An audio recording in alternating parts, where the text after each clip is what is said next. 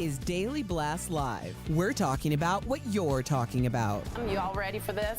This is a sham. No. Nope. Y'all, just stop. Get real. Welcome to DBL. Good morning, all of you, and a happy hump day. It's Wednesday. Hey. We're in the middle. We're making it through. We're doing it. Yes. All right. Tomorrow is the start of Pride Month, but we are already seeing a war on pride. Now, some conservatives are targeting brands for their support of the LGBTQIA plus community, saying the goal is to make the rainbow flag, quote, absolutely toxic.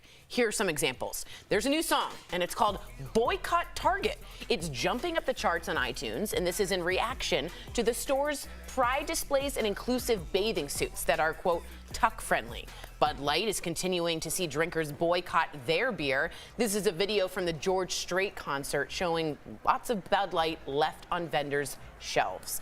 There are also calls to boycott Kohl's now over the store's Pride onesie for babies. Finally, North Face is getting backlash over a Summer of Pride Instagram post featuring a drag queen. Let's go ahead and take a look.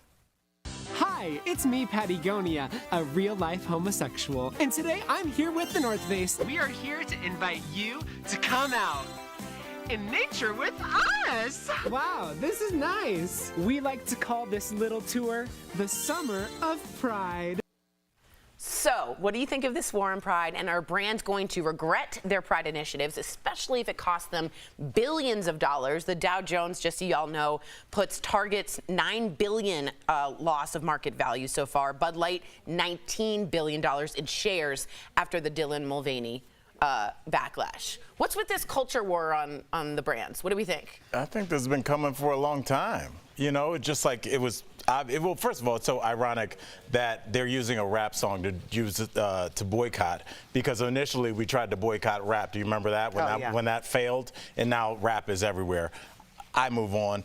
Now they're trying to boycott these brands. You know, Eric, I was looking at, I do a podcast about hip hop and marketing, and in the late 1950s, Budweiser and certain alcohol brands were starting to advertise in black magazines and things like that because black people drink beer too. What? And they were also attacked, but guess what?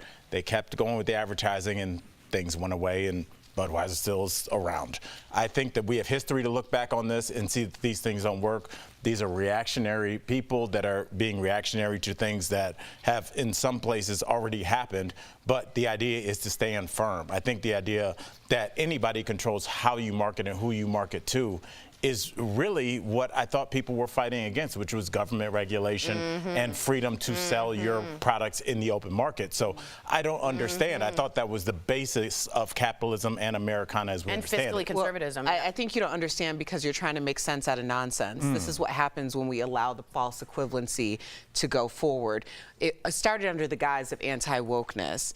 It's a very false equivalency to say the idea of diversity, equity, and inclusion, equality for everyone is the same as saying we're anti-woke, so that really it's a dog whistle for in this season, because it happens to be the day before Pride Month, it's homophobia. Had it been in February, then it would have been against or anti-blackness.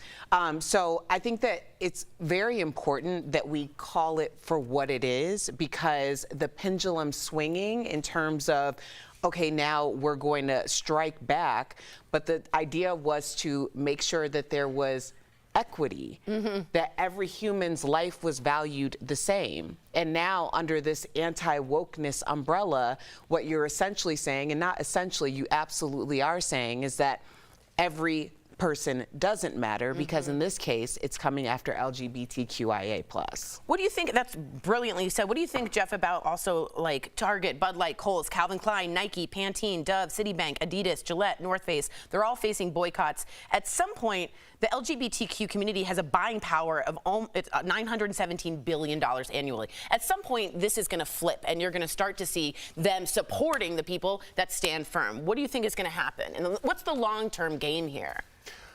I don't know. Right? I don't know what the long-term game is. I think it's kind of, we went through it was a weird time 3 years ago, right? It was a very weird time with the cancel culture, and I think it got a little bit out of control.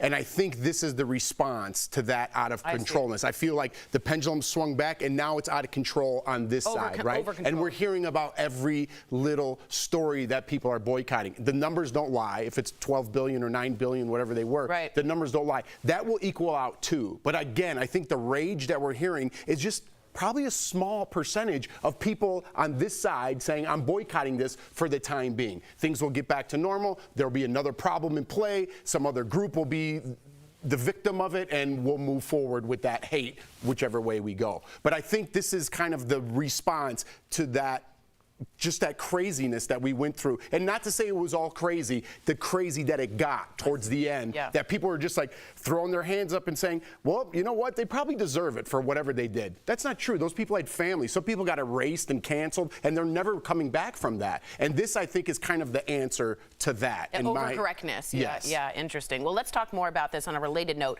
Some conservatives are targeting Chick-fil-A. With calls to now boycott this fast food chain, the company is getting backlash for its DEI efforts. I'm going to tell you what that means. It means diversity, equity, and inclusion. It just promoted this man, Eric McReynolds, to the vice president of DEI. So what is wrong with this? Well, some are criticizing DEI efforts, claiming they're discriminatory based on race and gender. The company says it's an equal opportunity employer that values diversity, equity, and inclusion.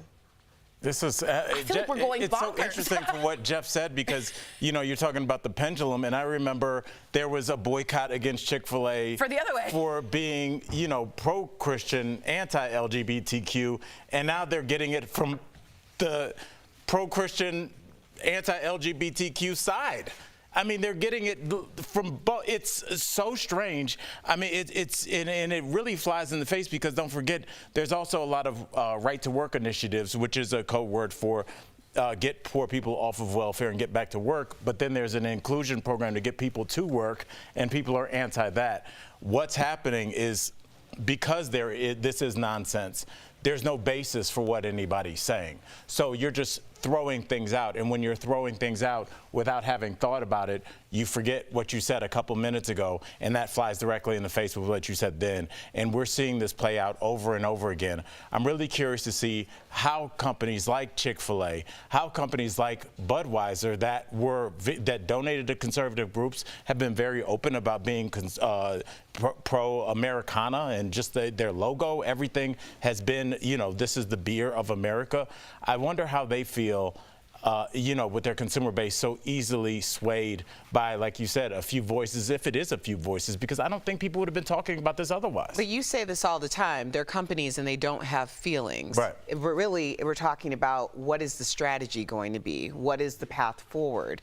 Because at the end of the day, you have these organizations that have a multitude of their demographics. That shows you the diversity of each company's demographic. That means that in each case, there's a percentage of, whether it's about race, whether it's about gender, whether it's about LGBTQIA+, that represents their consumer base. And their consumer base is either saying, are you going to stand with us, or are you going to sway in one direction or another? So, and when you were talking about, are the numbers don't lie, will the pendulum swing? So this is all like really actively in real time case study. Yeah.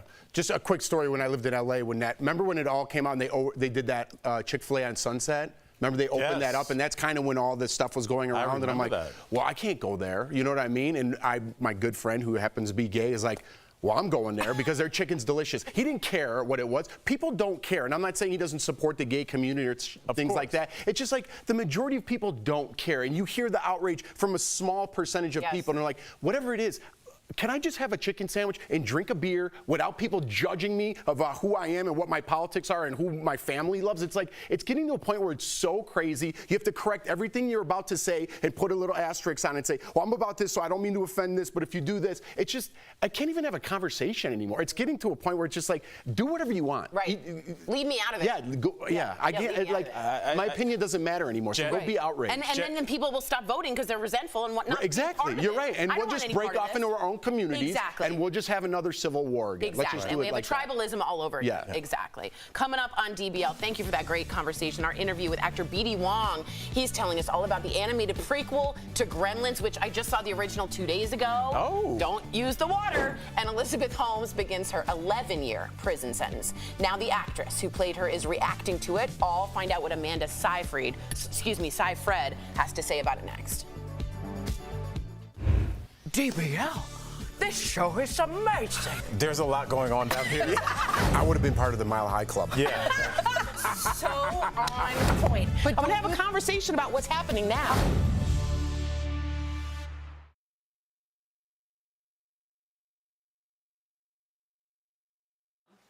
I don't know what it was about what Tori just read, but I had this weird flashback to this weekend. My daughter flew into Ohio for the wedding that we went to, and she's so calm. She just told the story. She was like, "Yeah, it was weird when we landed.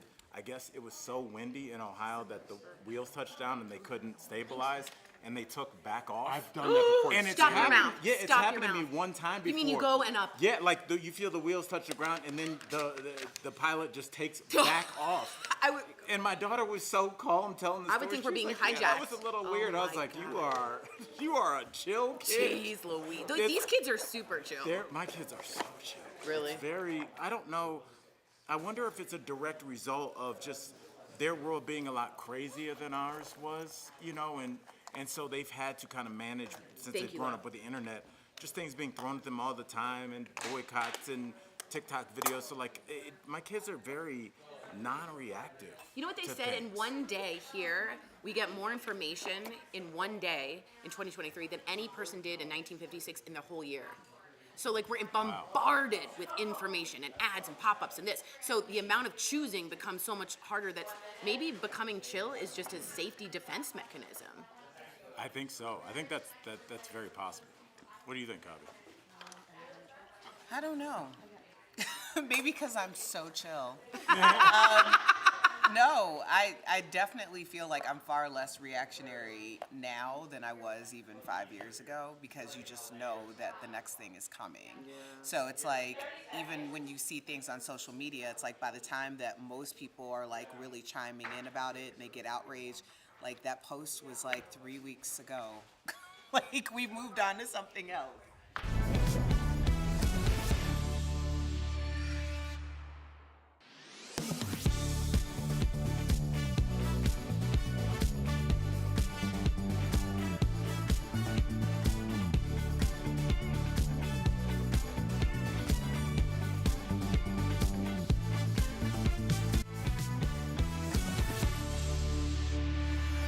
Welcome back. Amanda Seyfried, who played disgraced Theranos founder Elizabeth Holmes in The Dropout, is sounding off on her prison sentence. So Elizabeth reported to a Texas prison yesterday where she will serve her 11-year sentence for investor fraud and conspiracy. She leaves behind her son, who is almost 2, as well as a 3-month-old daughter. Amanda, who won an Emmy for her role as Elizabeth, reacted to her sentence on GMA. Let's take a look. I feel for those kids. Yeah. There's 2 kids that are hanging in the balance here. As a parent, I'm just as a mom, I don't know. Life's not fair, but in a lot of ways, it's fair. Yeah. For her in particular. Well said. Elizabeth is also in the same prison as Real Housewives of Salt Lake City star Jen Shaw, who is serving 6.5 years also for fraud. Any sympathy here at all? No. Any sympathy? None. Absolutely not. Anybody on the panel? No. No, and it's an easy answer to say, I played this person and I profited from playing this person, which we shouldn't in this society profit from playing school shooters or people who defraud people out of money or give people a pedestal. So she's got to say, I feel bad for her kids because I just got paid millions of dollars to play this woman. That's the great Hollywood answer. And then at out of the other side of her mouth, she goes, well, it is kind of fair because she defrauded people out of money. That's why she's in there. She shouldn't get recognized in fame for being in prison. You're in prison. It's time for you to go away. It's time for you to learn a lesson about what you did, not come out with more notoriety than you went in for. I'm tired of this, putting people on a pedestal with all these Netflix shows and Lifetime movies, and let's highlight the terrible when we're killing each other for trying to be kind to each other. Yeah. That's interesting. Would there be legislation about any kind of rights afterwards? That's No, there won't be legislation. It's so interesting because I was looking at the Praz from the Fugees is in trouble because he got mixed up with some guy. I don't know. I'm not going to get into legalities, but it was over this Malaysian guy that's defunded the government, took that money, funded the movie Wolf of Wall Street fully. Funded that movie. That movie was about Jordan Belfort, who defrauded millions of Americans that are your uncles and aunts and grandparents and teachers that we've interviewed, defrauded them, told them to buy all this stock with all the money they had, took all their money. He now not only gets a movie made by him, by Leo DiCaprio, but now people will get back, and he's out, he's chilling, he's doing interviews. So that's what we do, Jeff, to people that call up your grandmother when she might not be at her sharpest and say, you need to get this if you want to put your grandkids through college. We get Leo DiCaprio to play him. So Leo DiCaprio will get residuals on the back end. All these guys will get residuals on the back end of Americans' lives that are in shambles. What happens to Praz?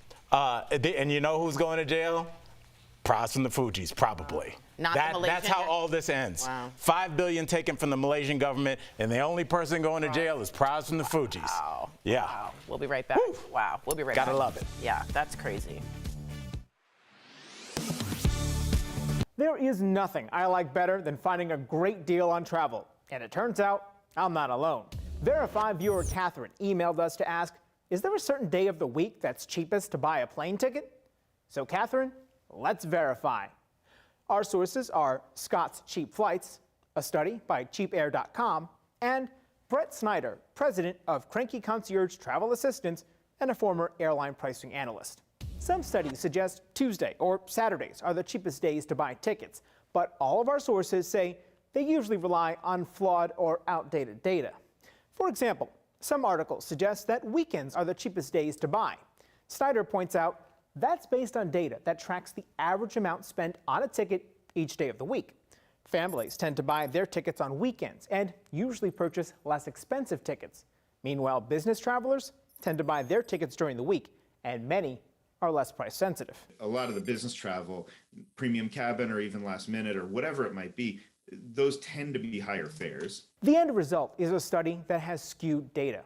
Similar articles suggest Tuesdays offer the best deals, but our sources say that's also not the case. Scott's Cheap Flights explains on its site that this idea is a holdover from the 1990s when airlines used to upload special e-fares on Tuesdays or Wednesdays.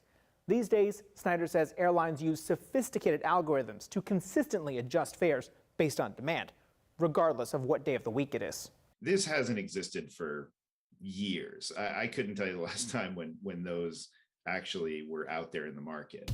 So we can verify, no, there is not a certain day of the week that's cheapest to buy a plane ticket.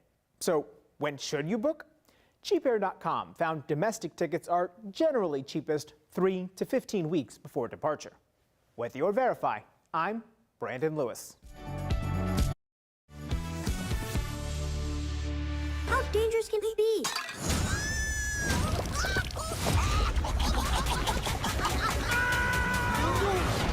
Nobody else has concerns. Welcome back to DBL. In 1984, the hit movie Gremlins made us all fall in love with the mythical Mogwai Gizmo. And now we're seeing the origin of the little guy in an animated prequel. Earlier, we spoke to B.D. Wong about his new show. Take a look. Please welcome the one and only B.D. Wong. Hey, how are you, DBL? I love this show. I don't know anything about it because I live in New York, but you guys are great. Thanks for having me. You're welcome. We're honored to have you. Yes. We really are. I actually just watched Gremlins for the first time 2 nights ago, so I was wanting to get caught up, and I'm really into this. I recently also learned that Mogwai are an actual part of the Chinese culture. Why was this an important part of the representation and that you wanted to really broadcast? Well, originally, you know, this great actor, Key Luke, played this role of Sam Wing, this kind of exotic, old-school Hollywood Chinese character who kind of introduces the Mogwai to the other white characters in the story, and then they take it from there kind of thing. And so this origin story, kind of bringing it back to China, and the well-researched folklore, and giving Sam a family, is all really kind of like the 2020 2023 version of the story. You know, it really kind of brings it around, and that representation is really important to the other actors in the show and me. And so I just think it's great. That was like probably the main reason I wanted to do it. That's amazing. That's unbelievable. We got to talk about Dr. Henry Wu from Jurassic Park. Did you ever expect Dr. Wu to continue after the first movie? And I got to say, I saw the latest one at the theater, and when your face popped up, it's just like seeing the movie that I watched when I was a kid and then bringing my kids to watch this. It was so nostalgic. Yeah, you know, it's a little bit like the Gremlins thing, where we have this generational thing. We're passing on the thing that we loved as kids to our kids. And yeah, you do hear this audible reaction when he comes on the screen. I think people are really into the character and the things that he represents. I didn't know or think that it would ever come around to me. I had a really good friend, Nathan, who is a Jurassic Park kind of franchise super fan. And he says, "Oh, you're going to totally come back." And I said, "You're crazy." And it actually happened. And I always give Nathan credit for being able to predict that. Manifest. What a great career. I know. Yeah, what a great career. Okay, let's talk about how I became obsessed with you, okay? You played a Special Agent George Wong on Law & Order SVU for 11 years. So has anyone ever told you that your character on the show helped guide them in real life?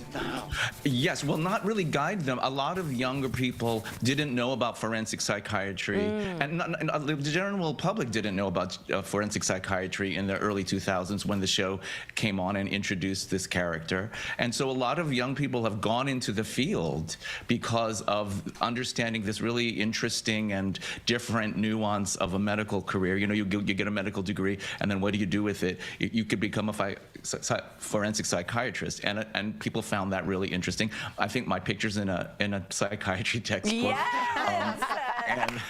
And so it opened up a kind of a door for people to see a medical career differently, I think, which I think is really nice. I mean, it's you know, So cool.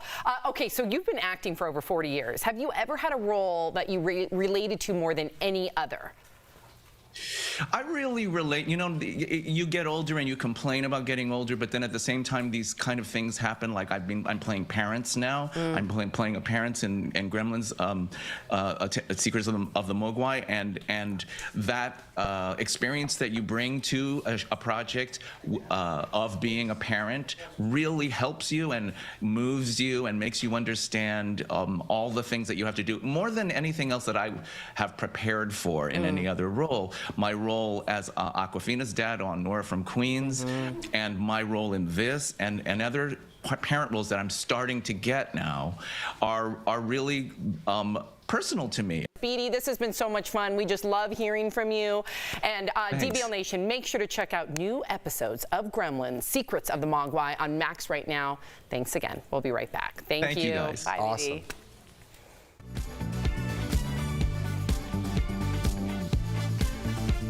Does sunscreen contain cancer-causing ingredients? We turn to the sources listed here to verify. In one high-profile instance, yes, by accident. In 2021, several Johnson & Johnson sunscreen products were recalled after they were found to contain traces of the carcinogen benzene, which the manufacturer says is not a sunscreen ingredient. On store shelves, you'll see two main types of sunscreen, chemical and physical. American Academy of Dermatology Association defines a chemical sunscreen as one that absorbs the sun's rays using chemicals like oxybenzone, and a physical sunscreen is one that deflects the sun rays with minerals like titanium dioxide or zinc oxide.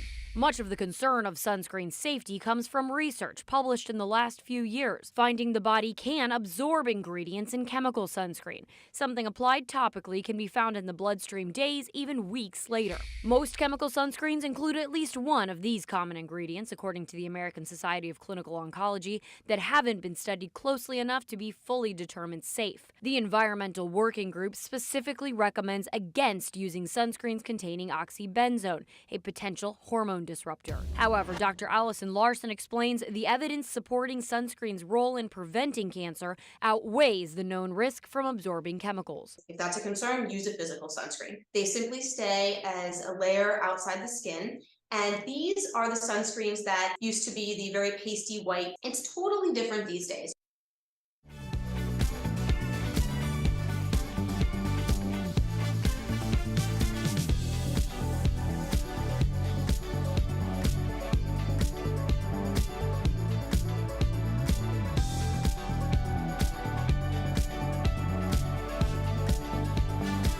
Our source is a watercolor study from Alive Solutions and Allie Gaines with Charlotte Aquatics. According to Alive Solutions, bright and contrasting colors are easier to see underwater. This is important because if your kid goes underwater for a long period of time, you'll want to easily spot them. The Alive Solutions color test shows some examples. In this series of photos, fabric colors such as bright reds, pinks, blues, and greens show up better when compared to fabrics such as light blue, light gray, black, and white.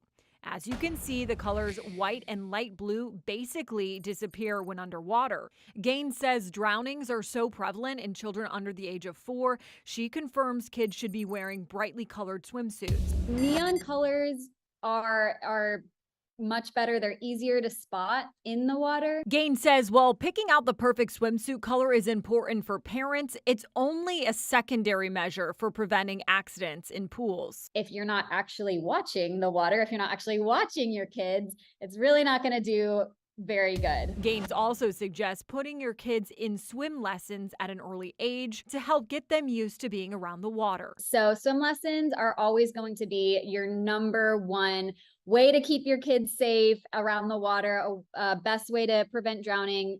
Formal swim lessons actually reduce the risk of drowning by 88%. So we can verify that yes, brighter colored swimsuits are easier to spot if your kid goes underwater. With your Verify, I'm Megan Bragg.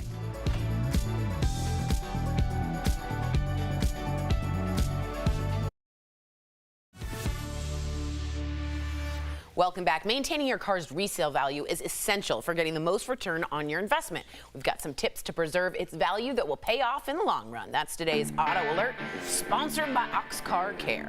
First, keep your mileage as low as you can before selling. A car's life expectancy is about 200 to 300,000 miles. Buyers will always go for the low mileage options. Next, clean your headlights. They're prone to scuffs and scratches, making them appear hazy, dull, and dingy, especially at night. So you can avoid this with specific light cleaning products. And lastly, clean the interior and exterior of your car regularly. Avoid smoking and eating in your car. You can also wax the exterior to keep a nice shine. Avoid rust and scratches. Car Care is dedicated to providing you with an amazing auto protection plan experience that works with your budget. So if you're looking for better car care, give them a call, 1-800-687-1821. We also have a comment from Jamie. Says, this is about Elizabeth Holmes being in the same prison as Jen Shaw. Sounds like our new reality show in the making, The Real Housewives of Jail. Clever. I mean, you know, we were talking about it, and people would watch. I'm sure they would. People would watch. I would tune. Maybe work on a name. Yeah. Yeah.